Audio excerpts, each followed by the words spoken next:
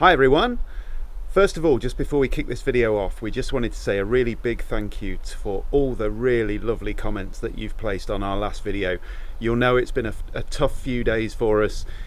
We're okay, we're getting through this.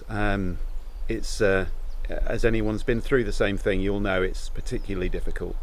But we're still here, and today we're going to do a new video for you. So today we're talking about the 10 faults we've had in 11 months with our van.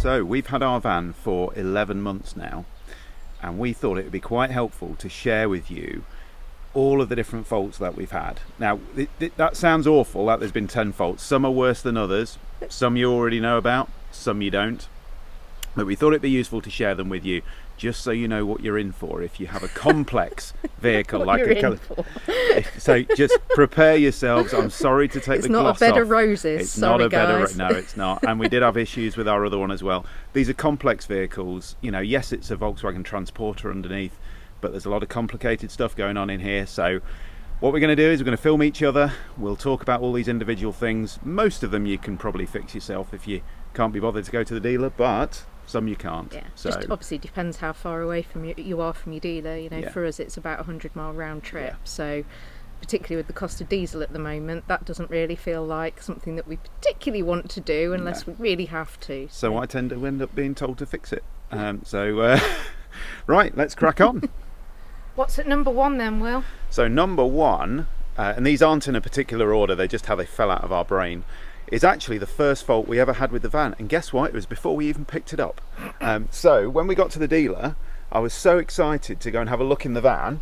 I got hold of this door handle, I pulled it, as you normally would, and that didn't happen. So the door handle opened and the door didn't. So there was none of that normal kind of clunk noise that you'd expect. Door handle just moved, so it just came out, but didn't actually open the door. Yeah. And they said, "Oh, don't worry, it's fine, we'll sort it out." It did about 1 in every 4 or 5 attempts. If you didn't kept it? going Something at like it, that. it would Yeah. do it. They whizzed it round into the workshop, as you would expect them to do on a van collection day. Quite surprised it wasn't picked up on PDI, but that's a different story. So they whizzed it round the back, and obviously they managed to do something with it inside, and they fixed it. I don't really like messing about with doors inside, but the problem is, for the last 11 months... That's resulted in problem number 2. Problem number 2. So over to Sarah. So what's problem number 2? Problem number 2. We probably should have got sorted out already, to be entirely honest, but I think we're just going to ask them to do it when we take it in for a service. The driver's door window now makes kind of thumping noises as it goes up and down. It's a little disconcerting, and you're kind of convinced at some point when you're at the ticket machine for a car park that it's just going to make that horrible kind stop. of graunching noise and stop. Yeah. So I've got the ignition on. I'm hoping that it's going to pick the noise up here. And again, back up. Doesn't do it on the way up. No. Just on the way down. So once more. And you can actually feel a little bit of movement, a little bit of vibration in the door when you put it down as well. It's kind of like got its own rhythm. Go on then, once more. Yeah, I'm sure you must have heard that by now. So we're going to have to get that fixed. Very annoying, but you know. It's not... That's some wood I can touch here. These things happen. It's not failed as yet, but hopefully it won't. So over to Will for number 3. Right, so number 3 is the fact that the seat base, so the actual bit that you sit on, so passenger seat the bit your bum goes on, wasn't actually fitted correctly on the seat when we picked the van up. And we didn't realise this until we'd done a few miles and thought every time I was braking or Sarah was braking when we were driving, the seat kind of felt as though it was moving. Felt a bit loose. It was moving around a bit, yeah. Rocking forwards and backwards. And having had a California before, we knew that wasn't normal. Well, and the driver's seat didn't do it either. So I thought, I'll just have a quick look and see what's going on. And the way that the seat base actually fixes in is, you can just undo these tabs here, and you won't be able to see inside there, but there's on the back of the seat base, there's a couple of lugs which are a part of the seat base, which have to fix into some slots which are actually in the seat frame, and then it's bolted at the front. And what had happened was, at the factory they'd bolted it in at the front, but they'd not got the seat base located in those slots properly at the back. So effectively it was bolted in, but you could get the back of the seat base and move it up and down like that, because it wasn't slotted in, which was the kind of seasicky kind of motion that we were getting in the seat. It felt a little bit like weird air suspension. Yeah. So I unbolted the front of the seat, managed to look in the back of the seat there, work it into the slots at the back, not too difficult really, bolt it back up, and job done. So problem solved, and a 100-mile round trip to the dealers avoided for that particular one. While we're on the passenger seat, we should probably talk about number 4. So over to Sarah. Okay, number 4. Now this one took a little while to make itself known. Possibly, I can't remember, Will, did you feature it on the Squeaks and Rattles video? So you might want to check that one out up here anyway. So this is again the passenger seat, and it developed a bizarre kind of squeak that was just persistent. It was incredibly annoying, accelerating braking. Not round corners, just accelerating braking. It's just like oh my god, it drives you insane. So we actually figured out that it's the swivel mechanism on the passenger seat there that was causing the issue. So as you know, when you go to swivel it, you pull this little lever around here and you can start to turn it, and I'm going to leave it halfway turned. Keep going. So a little bit further. Is that it? That's it. Okay, so there's a little white kind of piece of plastic up here, circular, and this black bit of metal here, circular. Those two locate when the chair is fixed in the position for you to either have it fully turned or fully going forward. So what we did there was we realised it's that's actually causing the squeaking. So a bit of Teflon spray on the white plastic bit up here, and that sorted it out. How easy was that? But my god, it was an annoying noise. So this chair's in a little bit of a bane of our lives, to be honest, but it's sorted out now. So I think it's important to say on our T6, and these chairs are exactly the same, albeit obviously different coloured upholstery on them. We didn't have any of these issues, so who knows. So we're on to number 5, and we're going to pass back over to Will. Oh, right, well, you're inside now, so proper camping habitation. Now, the 5th fault was actually our little starter button, that one. And it's not that it stopped doing that, but it stopped actually putting a spark out. So really helpful. Yeah, we'd turn the gas on, you know, all the usual stuff, press it down. Nothing. Which is not very helpful, really.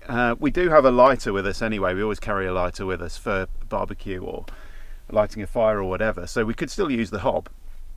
But obviously that not working isn't right. So I had a look underneath, and under here there's a load of wires and a little few holes underneath the hob area, and they've got little connectors on which you push on, and this little starter here, this little button has got some connectors on the bottom. And obviously what had happened over a period of time, big pothole, rough road, whatever it happened to be, Sarah's driving, I'm good driving. One of the cables had come off, so literally dangling down inside, and that stopped it working. So with a kind of upside down head and a kind of bit of a squeeze together with some pliers to make sure that the contacts didn't fall off again, pushed it back on, problem solved.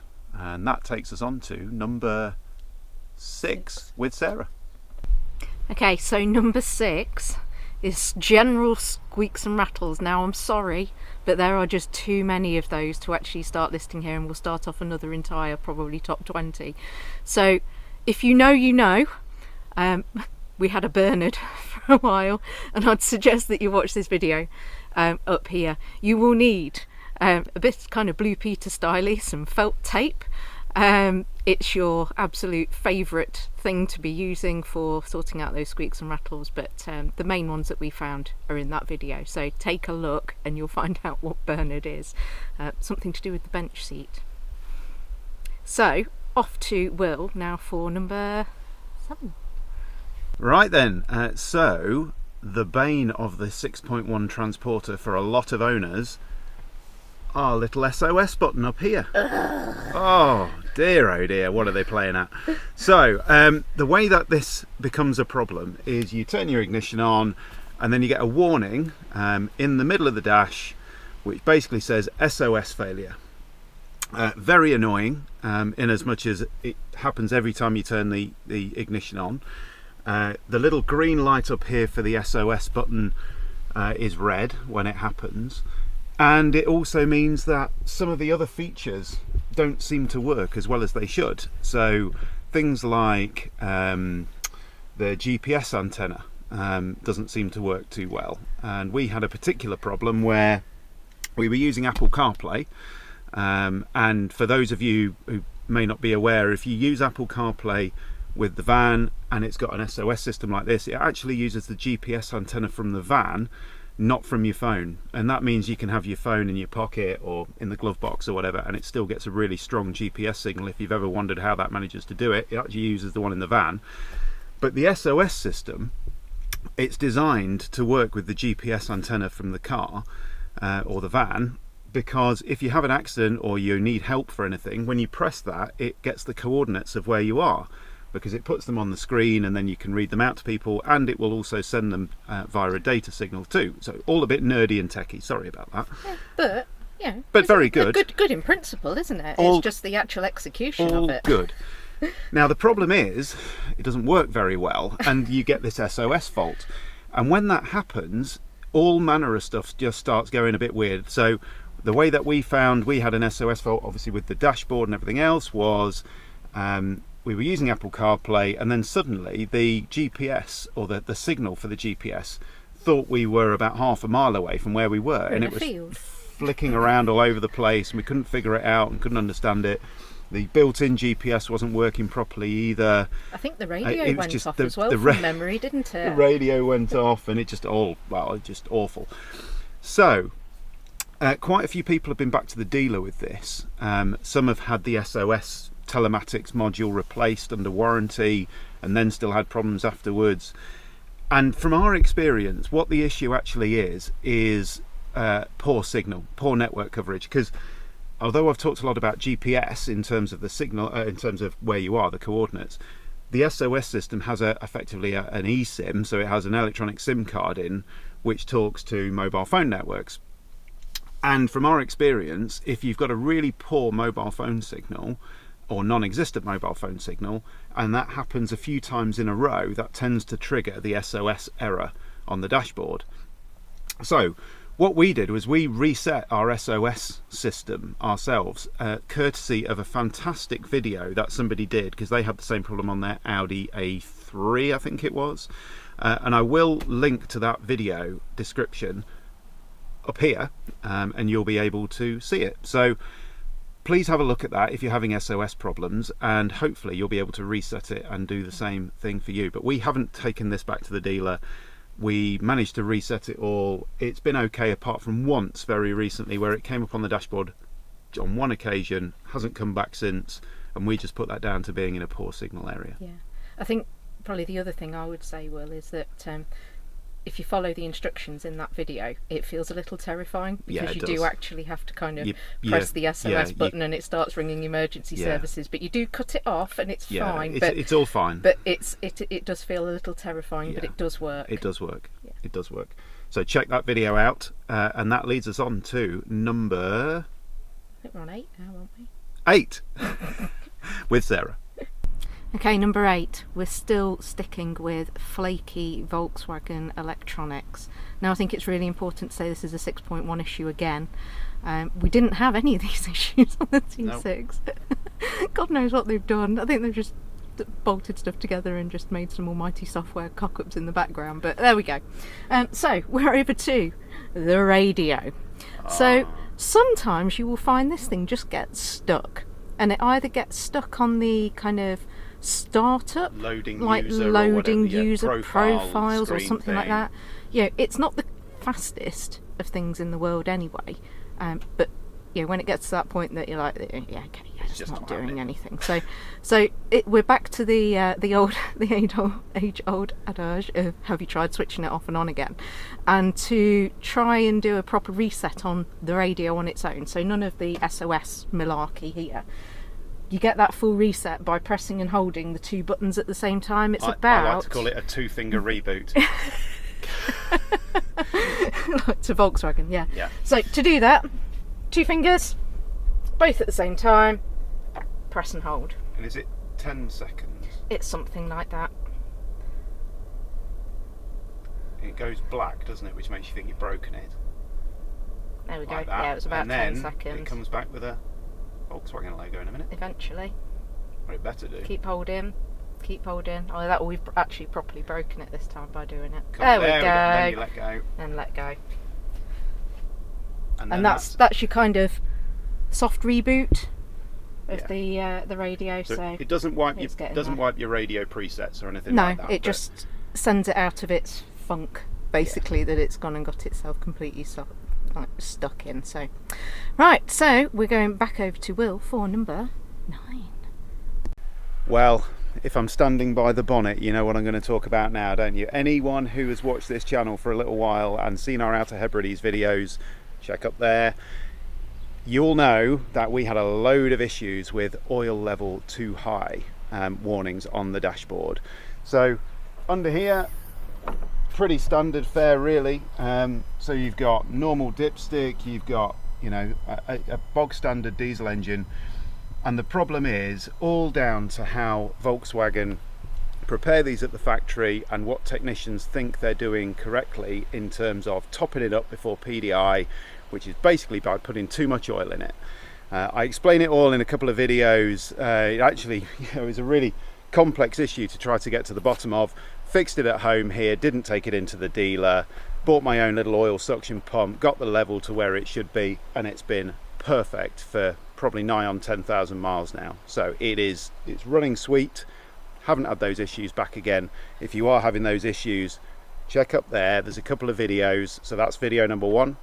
Check up there for video number 2, and you will be able to sort this yourself if you want to. Obviously, if you want to go back to the dealer, that's fine. I know quite a few of you who have had this issue showed the dealer our video, and then their master tech then trained the staff on how to prepare the 6.1. So I'm sorry, Volkswagen, but you've done a really poor internal comms job there in terms of prepping your staff ready for this. What a shower. Well, steady on now. But it didn't take that much figuring out. It was complicated. It didn't take that much figuring out. Bit of experimentation. But please do sort it. If you are having that warning, don't just ignore it. Please sort it. And remember, every time you open the bonnet to check the oil level, the warning goes off for about 100 kilometers afterwards, regardless of whether the oil level's too high or not, because it's using that time to calculate whether it is or not. So you haven't fixed it necessarily. If you open it, dip the oil, think, oh, it's okay, close the bonnet, drive off, and no warning, wait until 100 kilometers and see whether it comes back on again, is my advice. So that's that one. And then finally, we're finally getting to the end. Back over to Sarah for number 10. Okay, number 10. We're back to flaky Volkswagen electric. So, and again, I think it's important to say we didn't have this problem with the T6, so it's definitely a 6.1 flaky electronics. Now, I've said it before, bit of a love-hate relationship with this new panel. Looks lovely. Colour TFT, very nice, you know, kind of Looks good in the showroom. all looks good, you know, all very funky and modern, and the T6.1 does, you know, look a little bit out of the 80s, some might say. It works. But it works. So the problem that we've had with this is the fridge itself randomly switching off. So you'll know, if you've seen this before, when the fridge is on, you get this little symbol come up here. So you switch your fridge box on using that bit there, you get that on, fridge is on. Now, if you're listening out for it, occasionally you can hear the fridge sort of click in and click out, but obviously, you know, we leave our vans for a while to go for walks and, you know, all sorts of bits and pieces, so you're not here to do that. And for some reason it just randomly switched itself off, and it must have taken us a good few hours to figure it out because stuff was getting warm. Now nobody wants warm beer, and I think we were all right in terms of we hadn't really got a huge amount of food in the fridge at that particular point, so we weren't worried about stuff going off. But obviously it could cause a lot of your food to spoil if it goes off and it's warm, so keep an eye out for that little symbol. And I really don't want to get nervous about it in terms of, you know, constantly keep looking for it, but just occasionally out the corner of your eye, if your fridge is on, just make sure that is still on. We've only had it happen that once or twice. It's not done it again, but you know, once bitten, twice shy, and all that kind of jazz. So I don't think we've had anything else funky go wrong with the control panel, although we were absolutely convinced at one point that the van was definitely not level, and the leveling gauge told us it was, so a little bit of a pinch of salt occasionally with that one too, but we shall see. Anyhow, so that concludes our 10 problems that we've had with our van in the sort of 11 months since we picked it up. So if you like this kind of content, please hit like and subscribe below. We really appreciate it. We're really hoping to get to that 5,000 subscriber mark by the time it's the anniversary of our channel, which is the end of July. So please hit like and subscribe. We'd really love you to. And we really thank you for watching this video. It's been a pleasure to run through these things with you, and we'll see you again soon for some more California time.